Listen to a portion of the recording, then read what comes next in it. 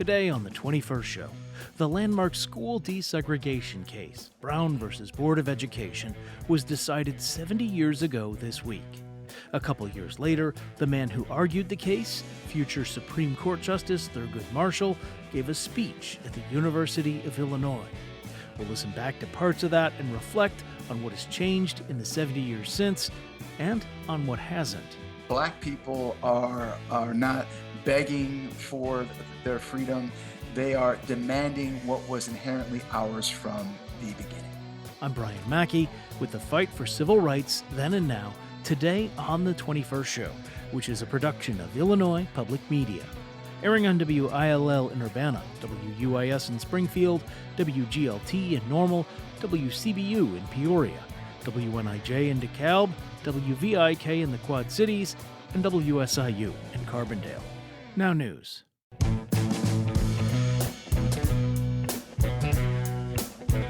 From Illinois Public Media, this is the 21st show. I'm Brian Mackey. Tomorrow marks exactly 70 years since the U.S. Supreme Court delivered its unanimous ruling in the landmark civil rights case Oliver Brown brought against the Board of Education of Topeka, Kansas. In that case, Brown versus Board, the justices ruled that segregating schools by race violated the U.S. Constitution. The man who argued the winning side of that was a prominent civil rights lawyer named Thurgood Marshall. He would, of course, later become the first African-American justice appointed to the U.S. Supreme Court.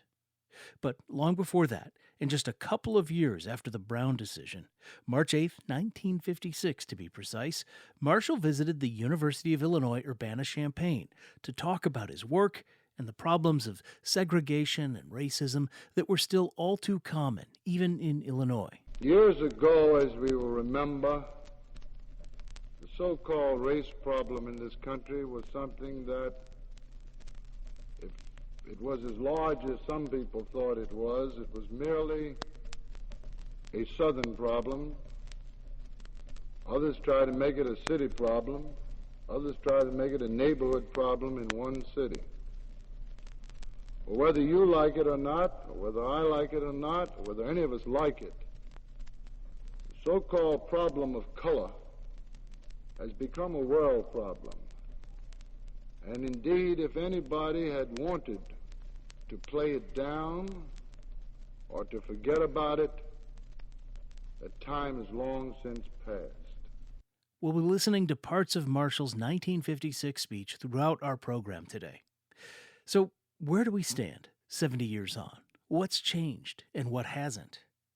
Earlier this year, I talked about this with two guests.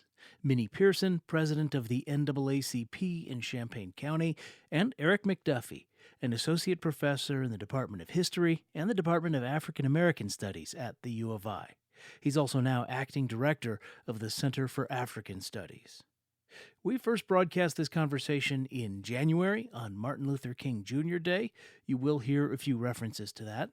And because the show's on tape, we're not taking calls, but we love hearing from you, so get in touch. Talk@21stshow.org is the address. Talk@21stshow.org.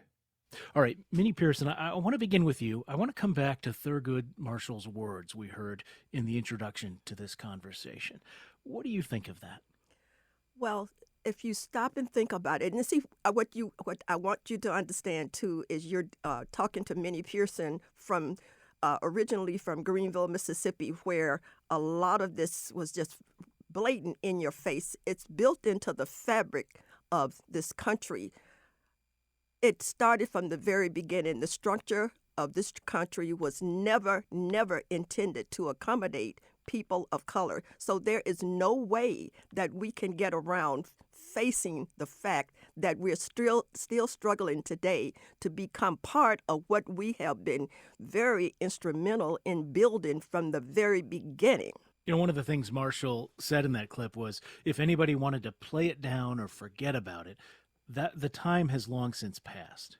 You know, even today we hear, oh, this was our history, or you hear somebody say something like, I don't see color. You know, even if the people are well-intentioned who say that, Ms. Pearson, what effect does that have?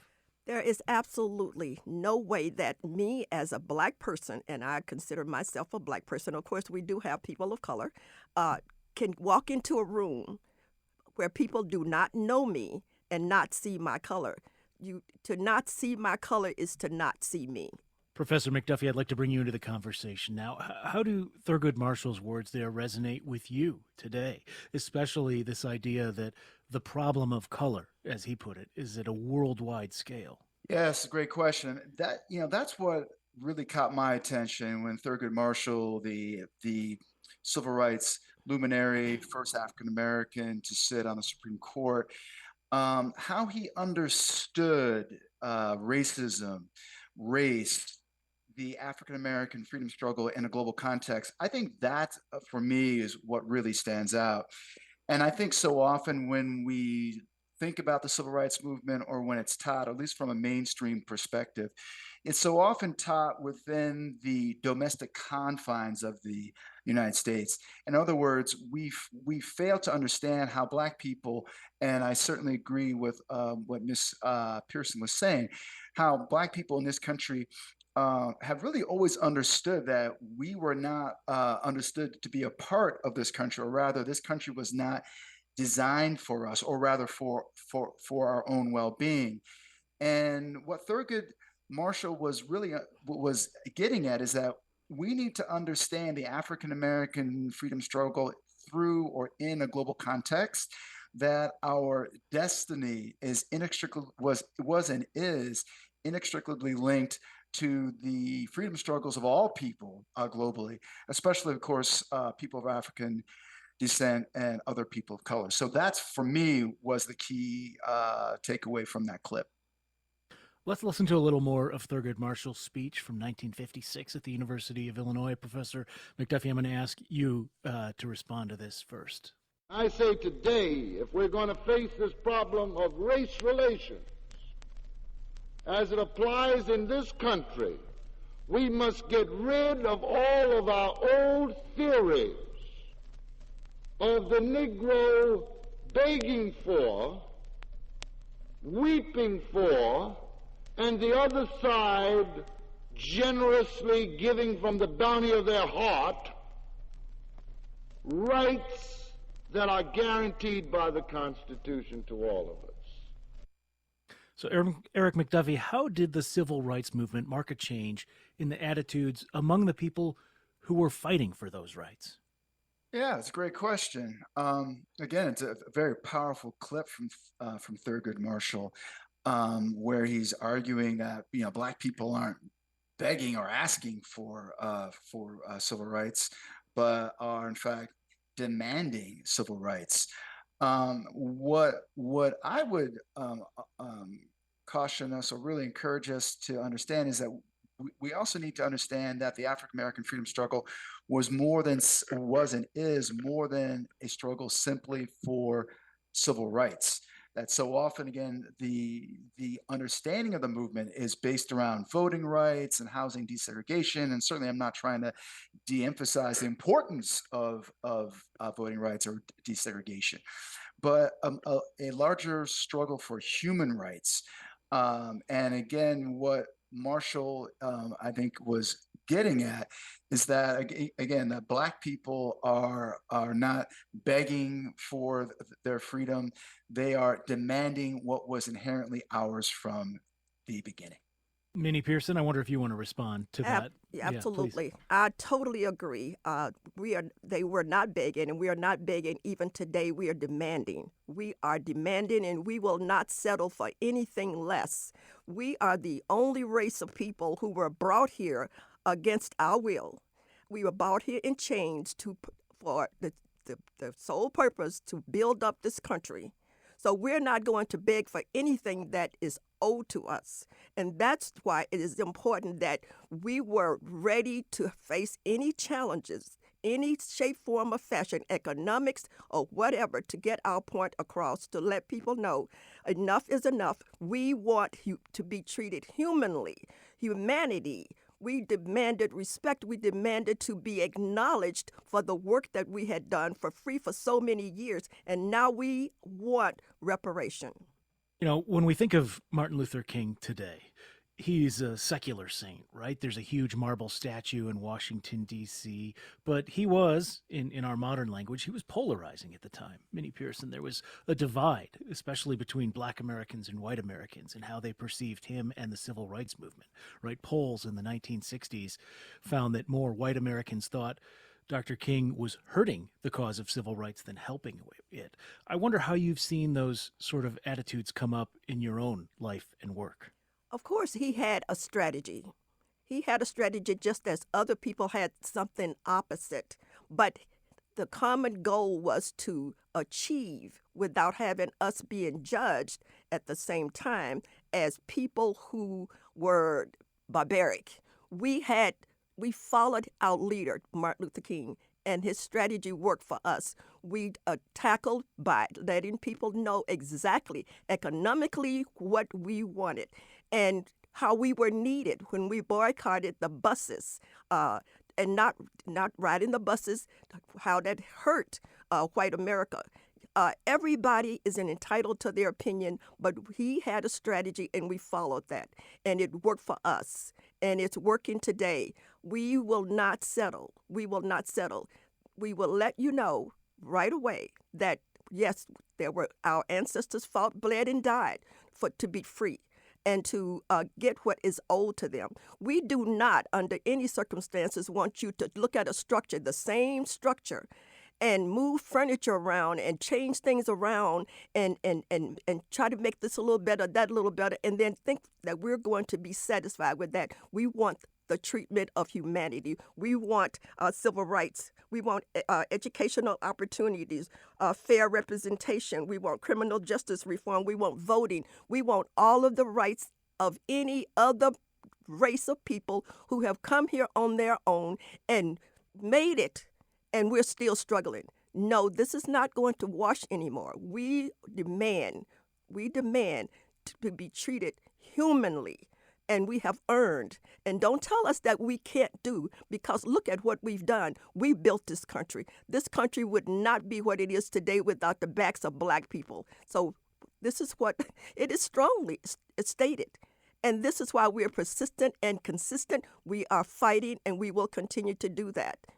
Professor McDuffie, I want to stick with this idea of King's unpopularity in his time versus how he's viewed today, and think, is there a through line with that in the way, in certain quarters, the Black Lives Matter movement, for example, is something to be distrusted?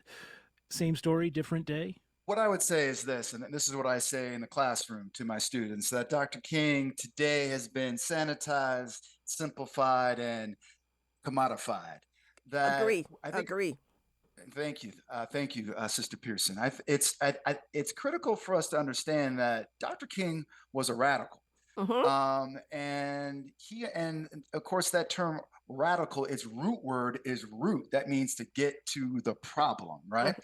And that today, what happens with Dr. King or the civil rights, Black Power movement, the Black Freedom movement, the narrative gets simplified. It gets turned into a story about Black people basically fighting for only voting rights or the right to eat a hamburger, as Ella Baker, the civil rights genius grassroots activist, argued.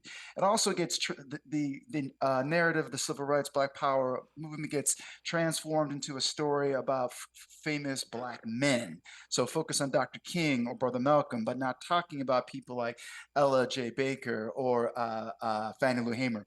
But to your question about Dr. King, and I think this is why Dr. King's message and his legacy are more important than ever. In 1957, he went to Ghana. He attended the independence ceremony in Ghana, March 6, 1957, the Ghanaian Independence Day. And he was crying like a baby when that British Union Jack went down and the Ghanaian flag went up, and Kwame Nkrumah, the founder of Ghana, announced the freedom of Ghana. And Dr. King said that he felt like he was witnessing the end, the death of colonialism and the emergence of a new world. You fast forward that to the mid 60s. to the late 60s, a year or two before he passed away, when he was outspoken against what he called the triple evils of poverty, racism, and war, when he became an outspoken opponent against the Vietnam War. Certainly, he was not the first Black person to speak out against the Vietnam War. Actually, he came to it fairly late, in contrast to, say, Brother Malcolm or folks in SNCC. But the point I'm getting at is that the way Dr. King understood the connections between racism, Mm-hmm. U.S. foreign policy empire, Mm-hmm. and poverty. Indeed, in fact, he often said privately capitalism, and that what he was arguing is that this country needed, as he called it, a revolution of values where humanity was more important than profit lines or computers, what have you. And so, to your question about Black Lives Matter, or to your question about how Dr. King is remember today, again, isn't this country still at war? Aren't Black folks still second-class citizens? Doesn't this country lock up more people than any other country in the planet, including all those countries that this country says are evil and awful, like China, Iran, North Korea, and of course, half those folks in prison are Black. So Dr. King was really getting to the foundations of what this country has always been about. And again, to echo what Sister Pearson was talking about, right? That people of African descent, at least prior to 1865, we were brought here to work. We were brought here to build the capital that made this country and the rest of the Western world rich and wealthy. And until this country comes to terms with this past, which in fact isn't in the past, Black folk will continue to be will continue to be second class citizens, but this country will continue to be stuck and mired in not only its racist past, but its racist present. All right, let me quickly reintroduce the conversation. We're talking with Eric McDuffie, professor at the University of Illinois, and Minnie Pearson, head of the NAACP in Champaign County. We first broadcast this on Martin Luther King Day earlier this year, and we pegged the conversation around a speech that Thurgood Marshall, future Supreme Court Justice, delivered at the U of I in 1956. We're going to continue on the other side. This is the 21st show. Stay with us.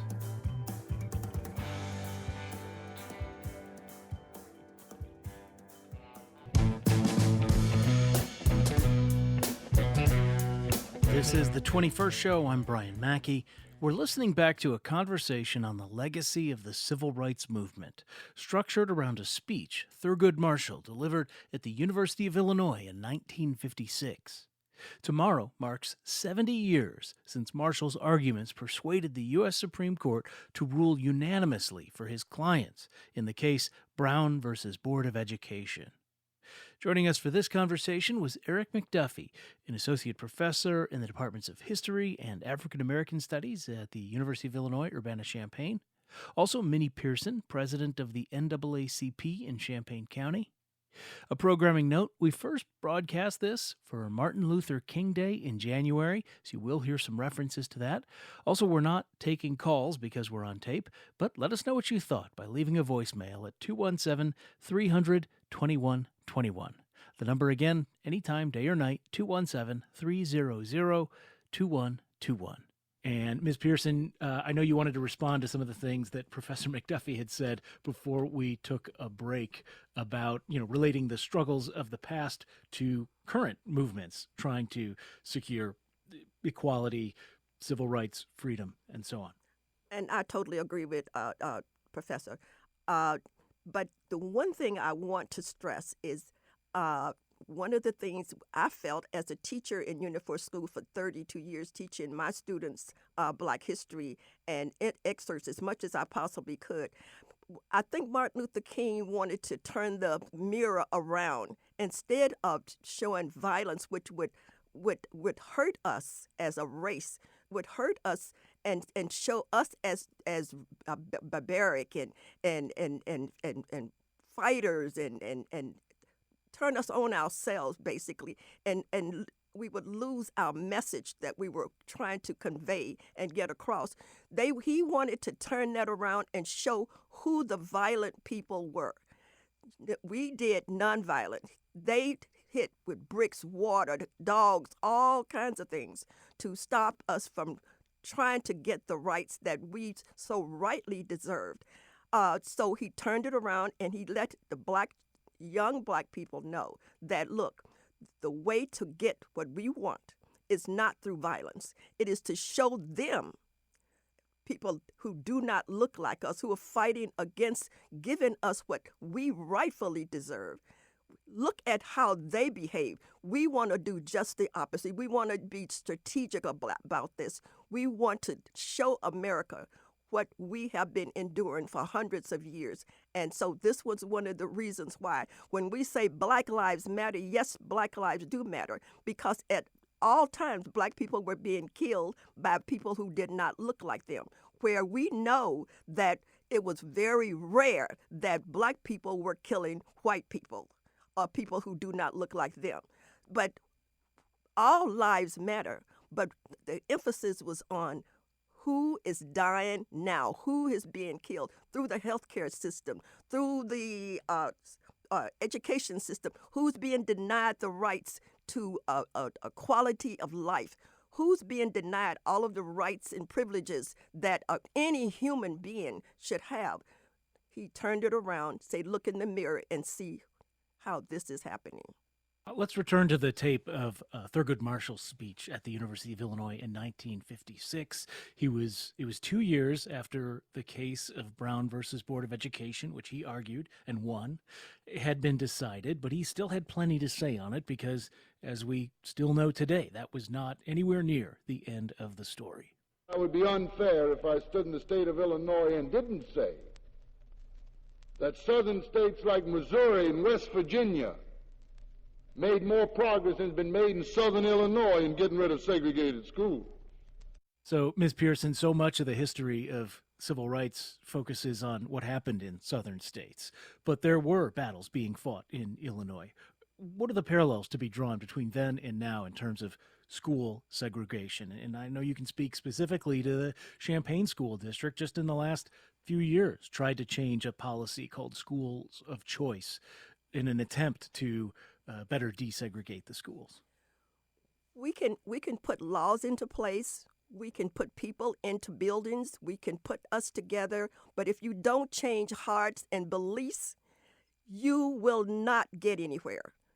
You have to change the hearts and the mindset of the people who is teaching our children, who is responsible every day for making our children feel wanted, high expectations, accountability, knowing their history, knowing their worth, and feeling like they belong. If they feel like they do not belong, if they don't feel wanted, children cannot articulate oftentimes what they're feeling, but they can act it out. So what you're seeing in a lot of different places is children acting out, not feeling wanted.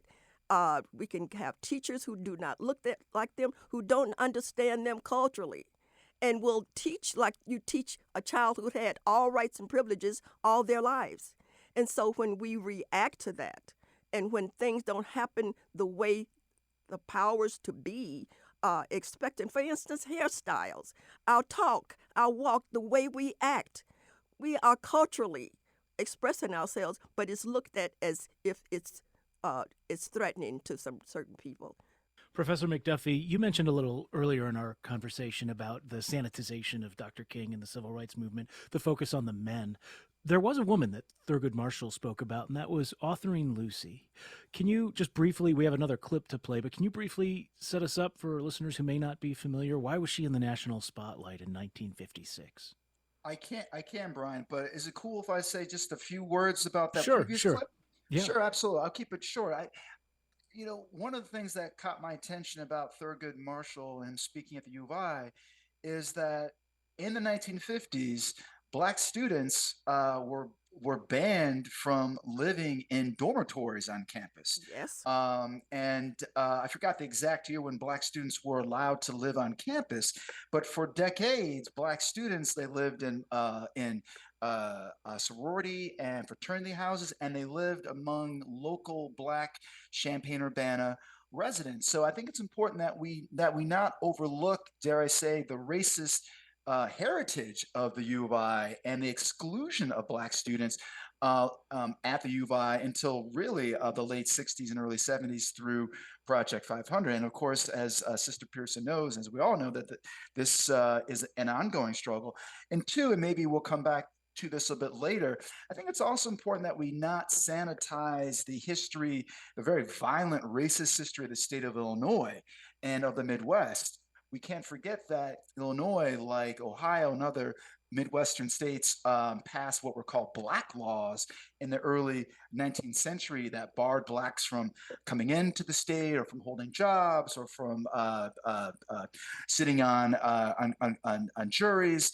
And of course, the extreme violence, racial violence, racist pogroms that Black people experienced here in Illinois, from the so-called Springfield riot of 1908, which of course would lead to the response would lead to the formation of the NAACP, when Black folk like W.B. Du Bois or Ida B. Wells were horrified by the kind of violence that Black folks experienced in Illinois. Of course, the East St. Louis riot of 1917, Chicago so-called riot of 1919, the post-war violence in Chicago, where white mobs, and of course this happened prior or after the First World War, where white mobs were going into what are now all Black neighborhoods like Englewood, but then we're all white, and attacking Black people who tried to move into those neighborhoods. So again, I think it's critically important for us not to think about the struggle for civil rights or human rights as simply a Southern problem, or a problem that was unique to the Southern states of this country, but was indeed a national problem and indeed a global one. To your question about authoring Lucy, first African-American woman to desegregate to attend the University of Alabama. Very, very interesting story, and very brave and courageous woman. Again, her life speaks, and legacy speaks to the centrality of Black women, African-American women, to the African-American freedom struggle. To make a very long story short, she enrolled at the University of Alabama. The school resisted and threw her out in 1956. Thurgood Marshall, the NAACP, mounted a very noble legal case to support her, but ultimately she was expelled.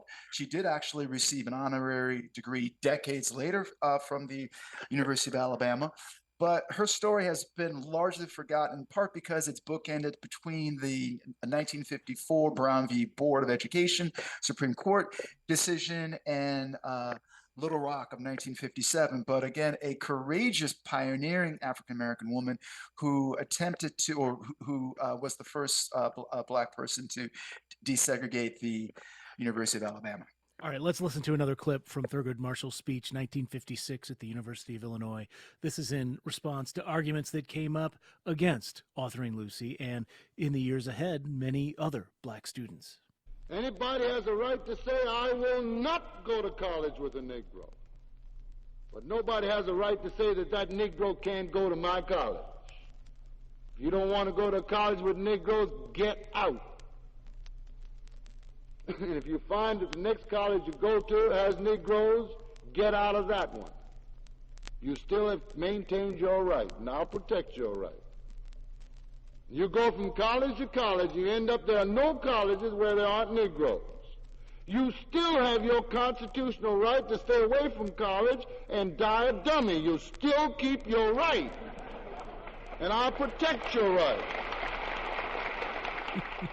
Your right to die a dummy.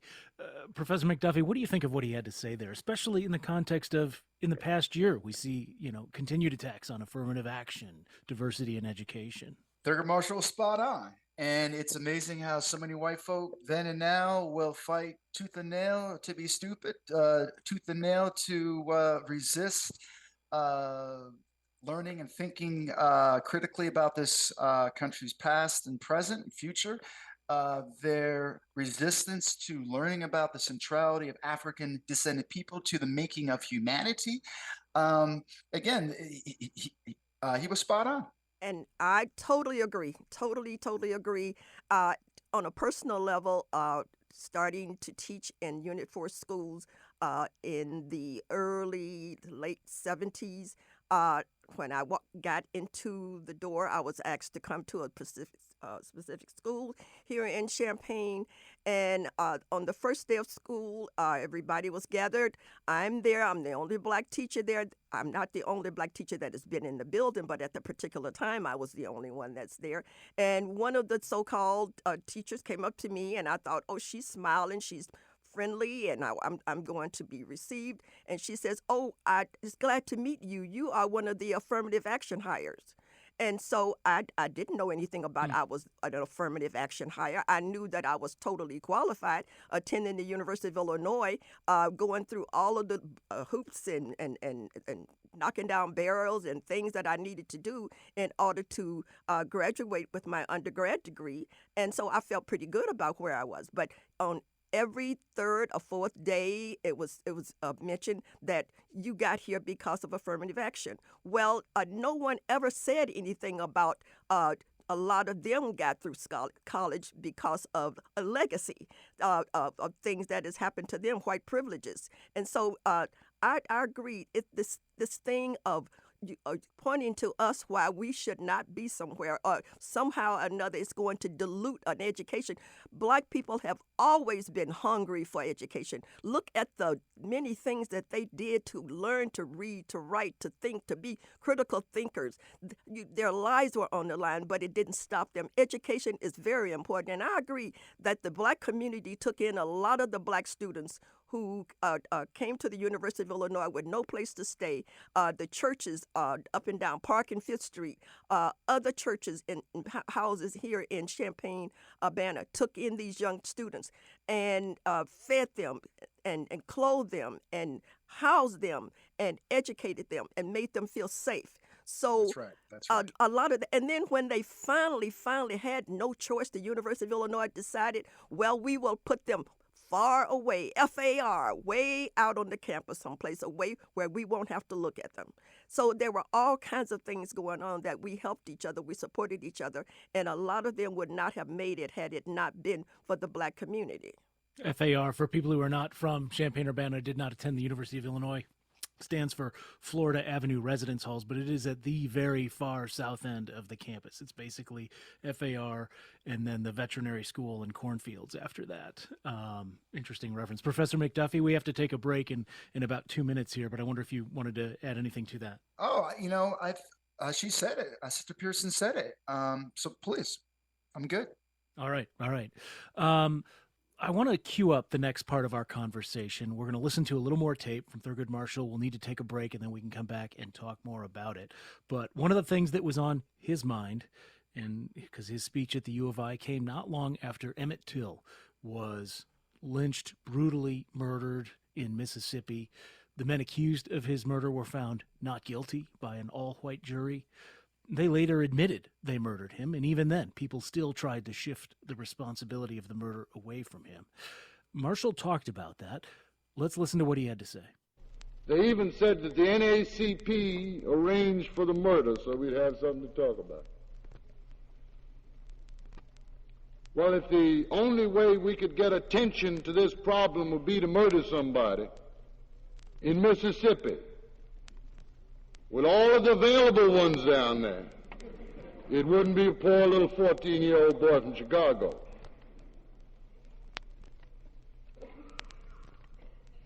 They also said that he shouldn't have been killed, but he should have been punished. They've tried every way possible to explain away the guilt, not of the two men involved. I'm not worried about them, not at all.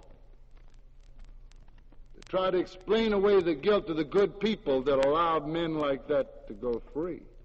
All right, we are going to think about that as we take a break and come back, continue listening to a speech delivered by Thurgood Marshall in 1956, 2 years after his landmark victory in the case of Brown versus Board of Education. That case was decided 70 years ago tomorrow. Our conversation about this was first broadcast back on Martin Luther King Day this year with Eric McDuffie, professor at the University of Illinois, and Minnie Pearson, head of the NAACP in Champaign County. More to come here on the 21st show after a short break. Please stay with us.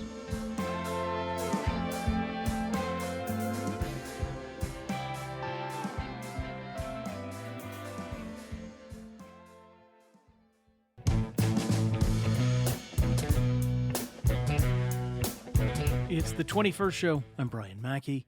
It's been 70 years, as of tomorrow, since the U.S. Supreme Court ruled segregation was unconstitutional.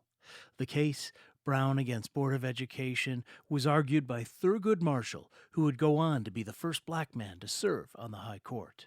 But in between, in 1956, he visited Central Illinois, the U of I, and delivered a speech on race and racism. We're listening back to parts of that speech and talking about it with Minnie Pearson, president of the NAACP in Champaign County, and Eric McDuffie, associate professor in the departments of African American Studies and History at the University of Illinois. We first broadcast this conversation on Martin Luther King Day earlier this year. You can let us know what you thought by emailing talk@21stshow.org. And before the break, we heard Mr. Marshall talking about the case of Emmett Till, which was still very fresh in the minds of a lot of people. And he was not alone. Let's listen actually to another clip of Marshall's speech. Maybe it takes an Emmett Till's murder to rock some of us on our feet. But for every time that type of thing happens, there are hundreds and thousands of other instances that sort of run by people's minds. And even then, as in every one of these cases, all the way back as far as we go in history, there is an effort made to wash bloods off of hands. So, Professor McDuffie, for every Eric Garner, for every George Floyd, there are many more stories, some just as horrific, that get glossed over. And we heard Mr. Marshall making this point 70 years ago. Has much changed with that?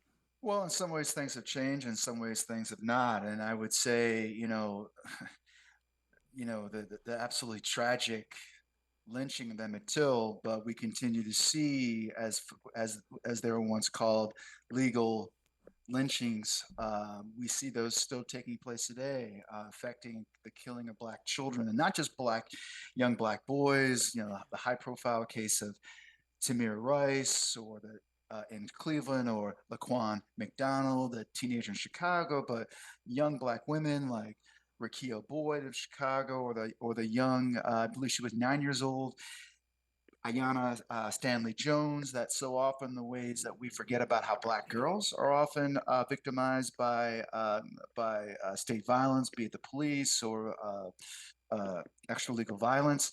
But no, I think sadly and tragic, these events are still happening. And what's even more troubling is, since Black Lives Matter, or since the summer of 2020, there's actually been an increase in the number of black people shot and killed by the police.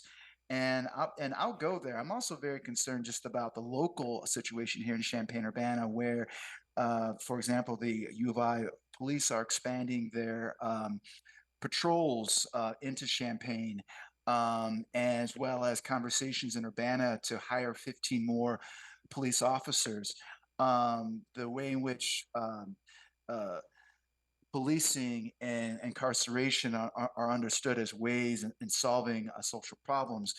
And again, targeting black people, especially working class, underemployed, highly vulnerable black people, black youth in particular.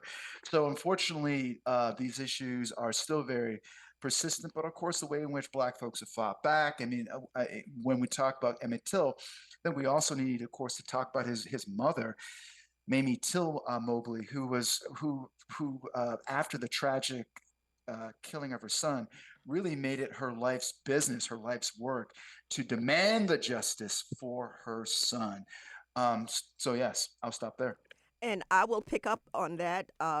Emmett Till, his mother, really played a very important role. Through her grief and all of the things that she went through, she was adamant that she was going to let the world see her son in the casket looking the way she found him after he was so brutally beaten.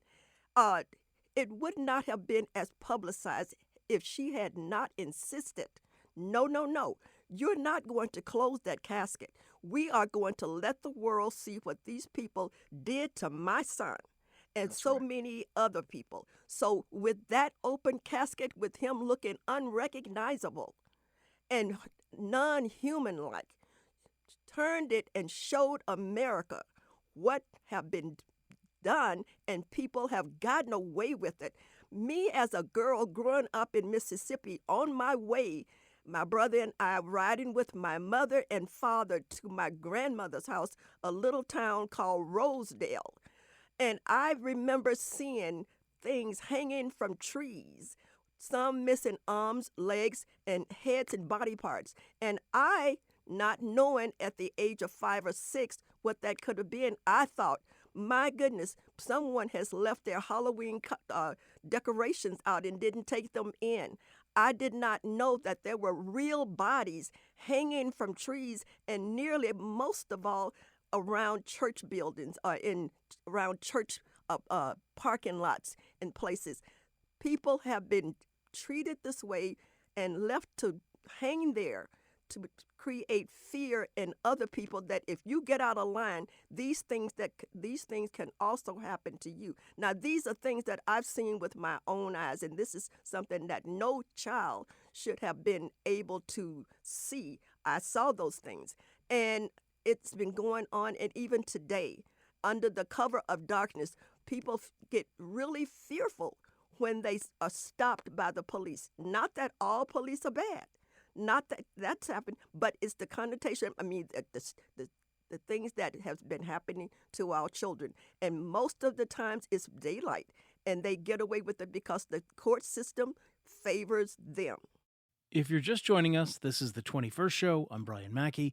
We're reflecting on progress and civil rights from the 1950s to the present, 70 years after the Supreme Court decision in Brown versus Board of Education.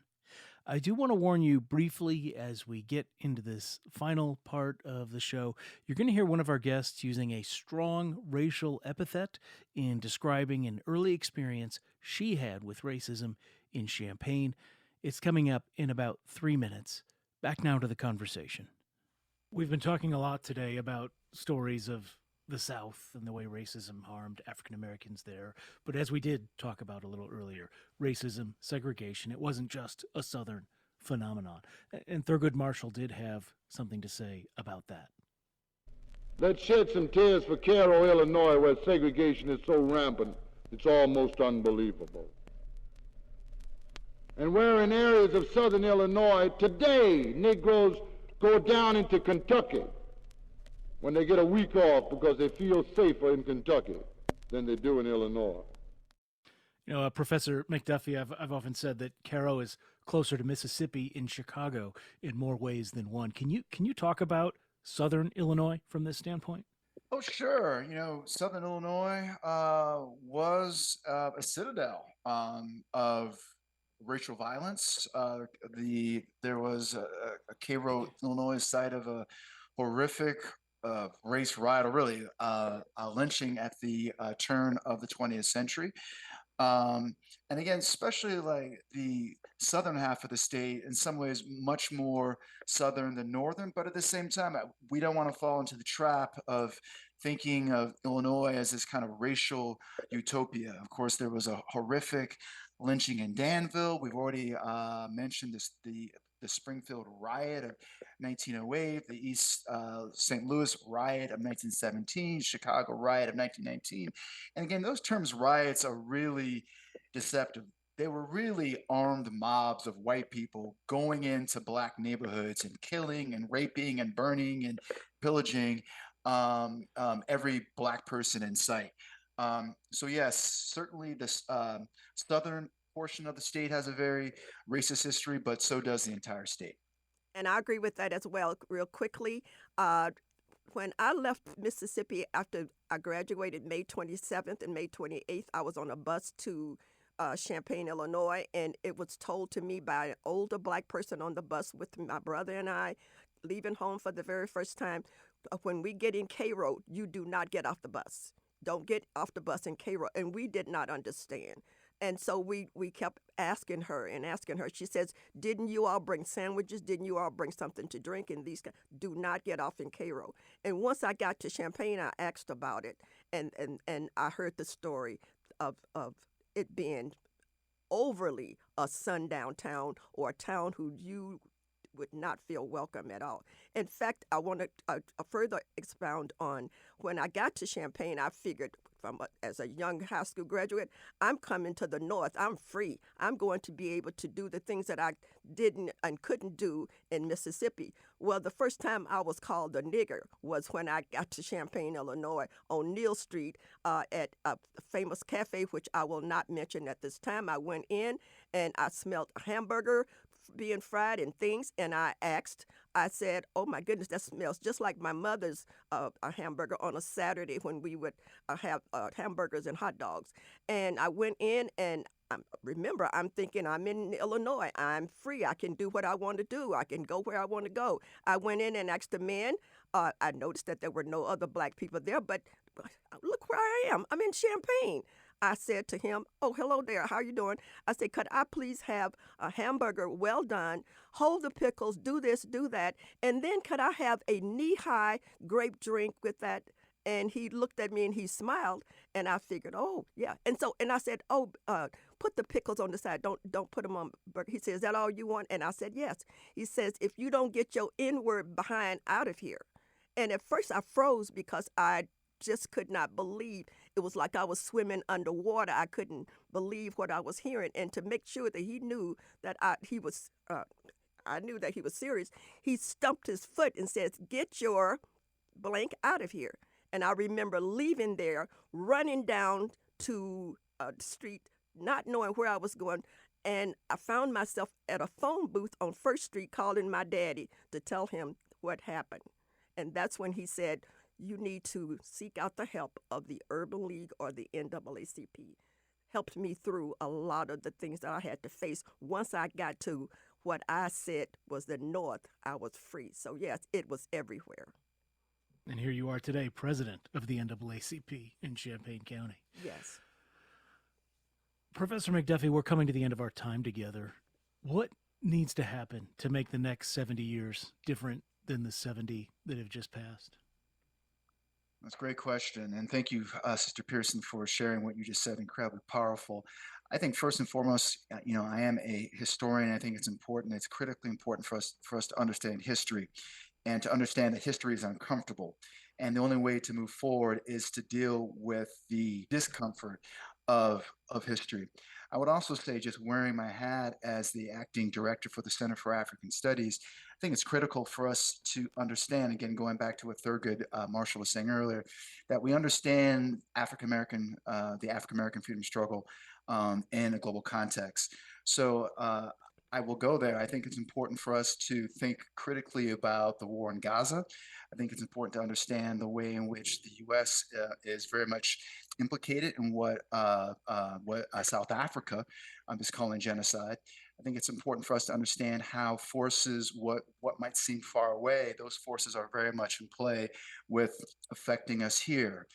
For example, the struggles around Gaza, or the silencing around Gaza, how that's been used to silence or to wage war against DEI, affirmative action, critical race theory, African American studies.